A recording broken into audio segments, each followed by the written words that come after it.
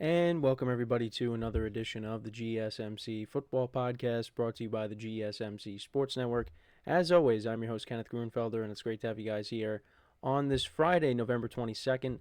We have a lot to cover on the show today. Before I get into that, just want to remind you guys, as always, to tip or donate and get your comments recognized. Make sure to hit that super chat button in the chat if you want to see me acknowledge any thought or comment you may have throughout the live broadcast. Makes the show more lively, more entertaining between myself, the host, and you guys, the viewers. We appreciate you guys' viewership each and every day, so any contribution you can make to the show means the world to us as we put out content for you guys each and every day. And also, the other way to help out the show is by going to the link at the bottom of the show segment on the ticker, GSMCPodcast.net. That is GSMCPodcast.net. So, let's get into what we are going to discuss for today. So, we're going to start off the show. We're going to recap yesterday's game between the Steelers and the Browns. The Browns picking up the win in that contest. We'll get into that in just a second. Then a couple of previews of individual games. Second part of the show, we will preview the 49ers-Packers game, rematch of the divisional round from last year. We'll also get into talking about the Sunday night matchup between the Philadelphia Eagles and the Los Angeles Rams. And then the final two segments, like we usually do, I'll take a look at the college football matchups for this weekend, take a look back at the matchups from last week, what happened, and then we'll take a look at the early slate of games in the NFL, the early window, and then in the final part of the show, we'll take a look at the late window. Now, we're going over a couple of late window games. There's 4 late window games in total. You got the 3 afternoon games and then the Sunday night game, of course, which we're going to cover in the second and third segments. So the other 2 late window games we will talk about. So let's get into the first topic, which is discussing the Steelers-Browns game from yesterday. And it was an interesting game. They said there was going to be bad weather. And, there were some snow flurries in the beginning. But then it really picked up. And both teams were playing in a full-on blizzard by the end of the game. And through it all, the Browns picked up the win. And, for the most part, for the majority of the game, the Browns did have the lead.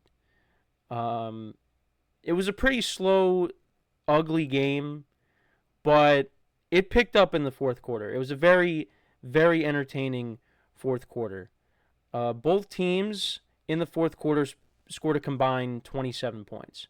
So when I said yesterday to take the under, through 3 quarters it was looking pretty good because the Browns were winning 10-6. But then, like I said, the fourth quarter happened. And that's when the weather got really bad. You couldn't really see anything. But that's what happened. And we'll kind of go through it. So the Steelers got the ball to start the game, and they went 9 plays, 39 yards down the field.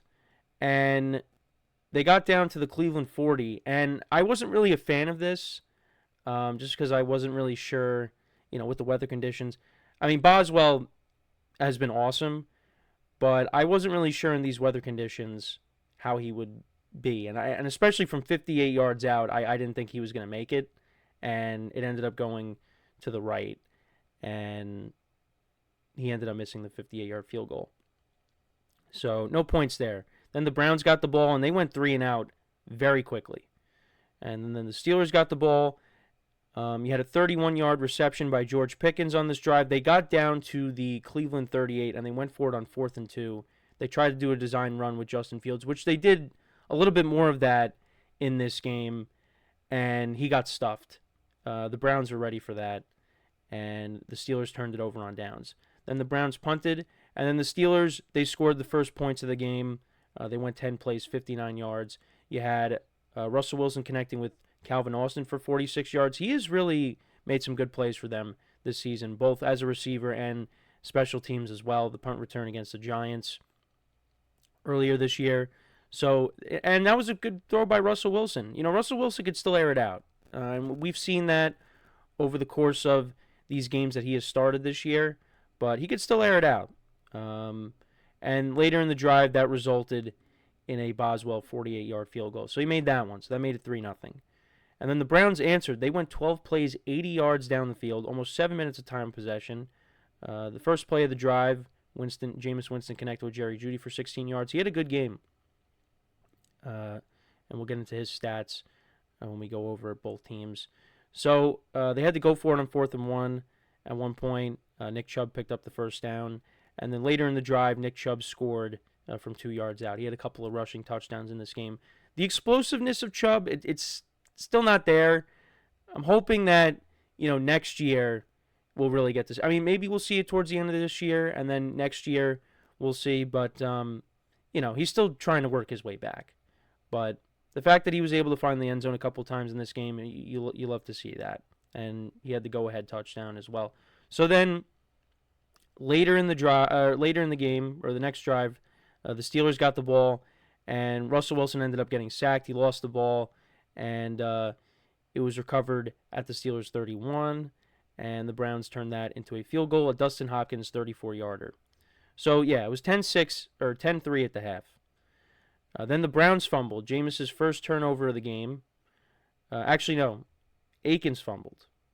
Jameis did fumble later in the game. But actually, it was recovered by the Browns. But then Cedric Tillman ended up fumbling. Jameis connected with him for 24 yards, but then he ended up fumbling, and he got taken out of the game. So the Steelers got the ball, but they turned it over on downs. Jaylen Warren ended up getting stuffed on 4th and 1. The Browns punted. Steelers then kicked another field goal. Russell Wilson connected with Van Jefferson for 35 yards. They went for it on 4th down again. Russell Wilson picked up the first down by completing a pass to Pat Freiermuth. And then Boswell later in the drive, 28-yard field goal. But then the Browns answered with the touchdown drive. This is when the snow really started to come down. And they went for it on 4th and goal. And Jameis ended up picking up the touchdown. I thought he was going to get sacked, but he ended up scrambling and scoring. Now, the play before that, David Njoku dropped a wide-open touchdown. So this was kind of a gamble, but they had to do it because I guess, they really, after the week that Dustin Hopkins had, they just did not trust him. So Jameis ended up scoring the touchdown. They went for 2, and Njoku caught that. That was a tougher catch on the 2-point conversion. So that put them up 18-6. And you thought at that point, with the weather, that the Browns were going to win this game. And they still ended up winning the game. But the Steelers came back. They put together a 7-play, 69-yard drive. Justin Fields had a scramble on this drive of 30 yards. So that set them up. And eventually they got down the field, and Jaylen Warren scored from 3 yards out. So that made it 18-13. And Boswell made the extra point. And then Jameis, on their next drive, that's when he fumbled. He fumbles. It was recovered by Deshaun Elliott. And the Steelers turned that into a touchdown. Russell Wilson connected with Calvin Austin for a 23-yard touchdown. And they went for 2 and didn't get it. And then Jameis threw a pick. So then, at that point, I thought, all right, well, the Steelers are going to win. And then that didn't happen because they ended up punting. And the Browns got the ball. They went 9 plays, 45 yards down the field. They picked up a 4th down. Jameis completed a pass to Jerry Jeudy. And eventually, they got down to the Steelers 2, and Nick Chubb from 2 yards out scored. And that made it 24-19. And the Steelers, they threw a Hail Mary at the end of the game. Nobody could see it because the snow was just really coming down. And it got batted down, and the Browns win. And they pull off another upset against a fellow AFC North opponent.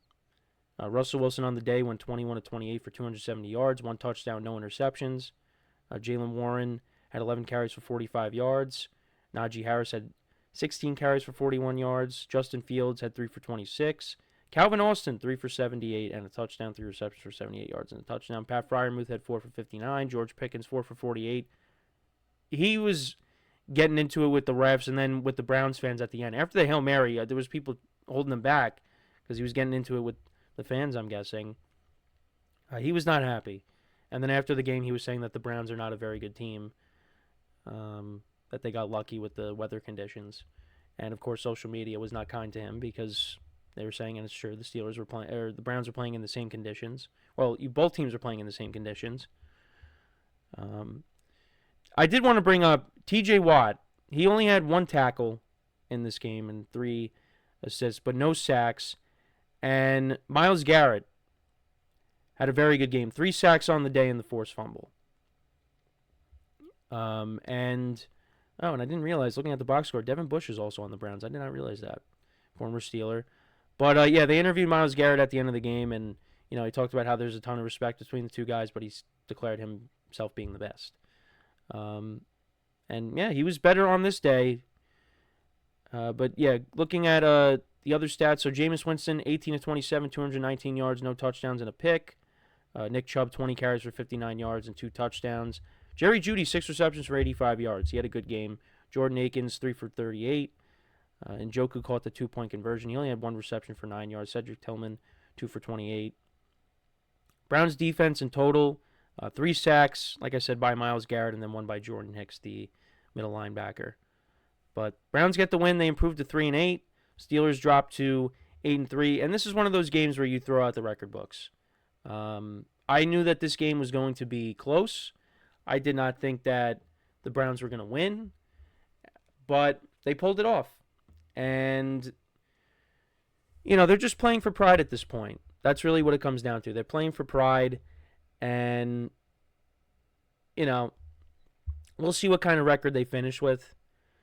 They still got one more game with the Ravens. They still got another game with the Steelers and another game with the Bengals. So, but, Jameis, you saw the good and you saw the bad. The defense showed up at times, and this is what I worry about with the Steelers' offense. The times that they have struggled. The first half they struggled. And that's, what has Steeler fans worried is because, yeah, they're going to make the playoffs, but, are they going to be able to beat some of these elite teams? Now, they beat the Ravens. But if you got to go on the road and you got to play a Buffalo or a Kansas City, are you going to be able to keep up with those teams offensively?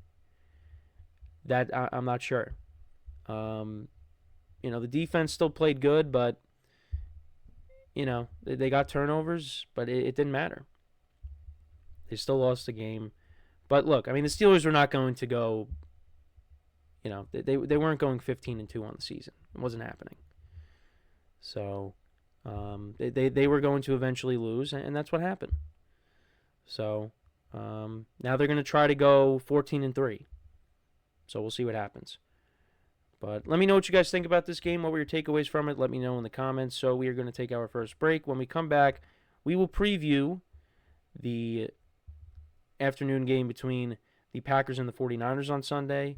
So make sure to stick around, and we'll be right back here on the GSMC Football Podcast.